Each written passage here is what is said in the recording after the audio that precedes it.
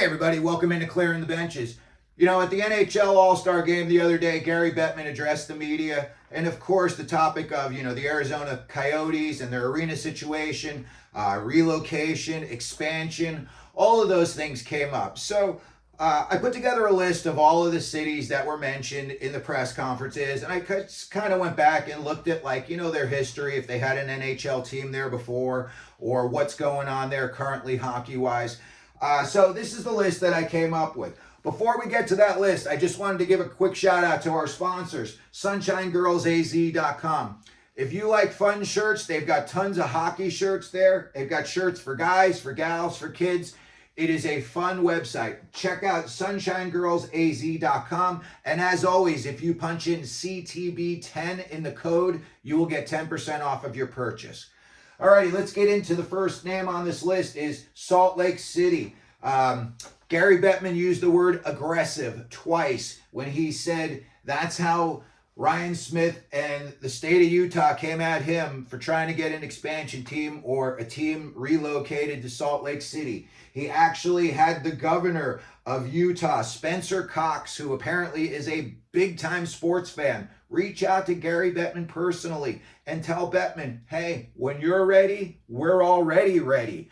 I guess the plan would be right now, they've got the Delta Center where the Jazz play Ryan Smith's team, so I'm sure he'd be more than willing to let him play there for a few years until a hockey-only arena was built. And apparently that's the plan that they've got for moving forward. So, I could see Salt Lake City. They had the Olympics there in 2002, I believe it was, and they're set to get them again in 2034. So it's not like, the city isn't used to hosting big events.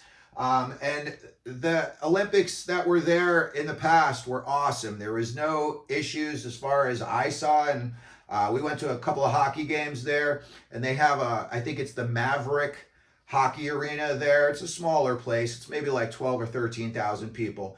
But anyway, Salt Lake City is one of the cities that came up on Bettman's list. And again, he used the word aggressive twice in their approach to the NHL. Next up on the list, we've got the city of Houston. Houston had the Arrows in the WHA from 72 to 78. They were only there for 6 years, but they won the Avco Cup, their championship, twice. So they had a good run there. And then the AHL had a team there from 1994 to 2013. When the Arrows were playing in the WHA, Gordie Howe was playing on that team with his two sons. It was a big deal in hockey history. It's still a big deal. So Houston is definitely a city that I could see the NHL taking a serious look at. I want to say it could be like about the 6th largest city in America. And, that's going to translate well as far as TV, radio, and all of that other media stuff goes. So Houston, definitely a city that they're going to have to take seriously. A team that also had an NHL team, but briefly, was City of Kansas City. They had the Scouts there from 1974 to 1976. They moved to Colorado in 77. They were the Colorado Rockies until 82.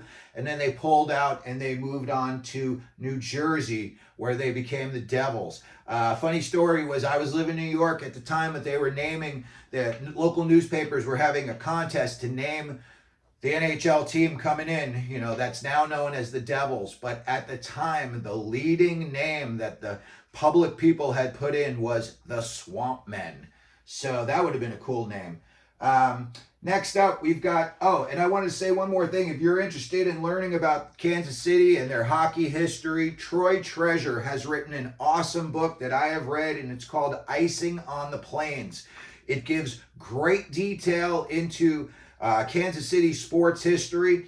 Little known fact that the Kansas City Chiefs were not named after the Native Americans, but in reality, the mayor of Kansas City's nickname was the Chief. Lamar Hunt told him, hey, if you'll take a team in Kansas City in our league, we'll call them the Chiefs. So that's why they're called the Kansas City Chiefs. Next up, we've got the Cincinnati Stingers. Cincinnati played in the WHA from 1975 to 1979. Most hockey fans do not even know that Cincinnati ever had a team. But Mark Messier played on the Cincinnati Stingers. Robbie Ftorek, Rick Dudley, ESPN legend Barry Melrose played on that team. NHL Hall of Famer Mike Gartner played on the Cincinnati Stingers. I know it's a big college town, and generally college towns tend to do well in the NHL. Columbus is a big college town, and I've never heard any problems with CBJ having attendance issues. So I could definitely see, I'm sure it would be a little bit lower down on their list, but if push came to shove, I could see Cincinnati doing well with an NHL team. Atlanta, they had the Flames there from 72 to 79. They had the Thrashers there from 2000 to 2010.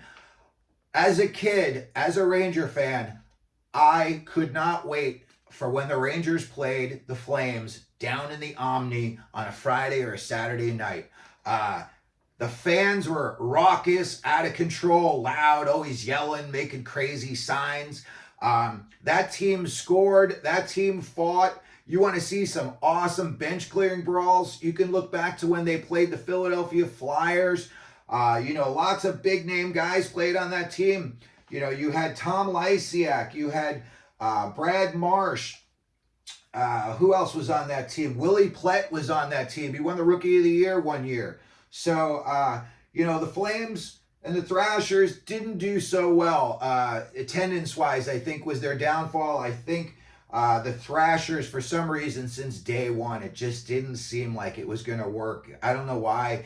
It just seemed forced. Their name, the logo, the uniforms, and yet they had some big name guys who played down there. Keith Tkachuk played down there. Ilya Kovalchuk played down there.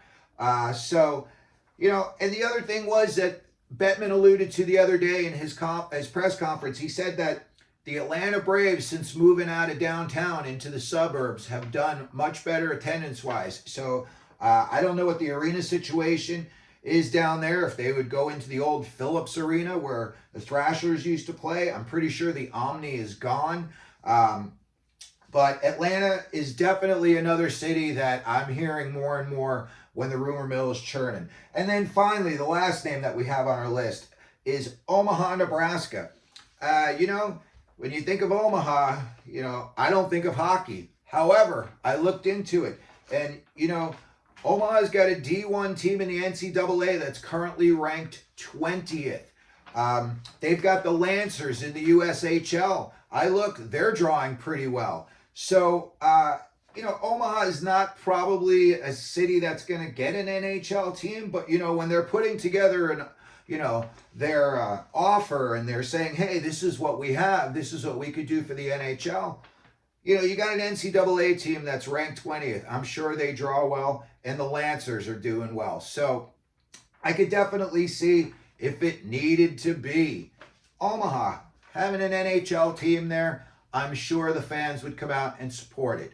So that's really about it for today. I just wanted to put together the list here of, all the cities that I had heard come up recently. And I just wanted to go back, look into a little bit of their history, what they had in the past, and what they might possibly look like moving forward. So if you could, please go down into the comments section. Let me know, which of these cities you think may or may not get a team. And then also something I thought would be fun would be, what would these cities name their teams? Would it be the Houston Aeros again?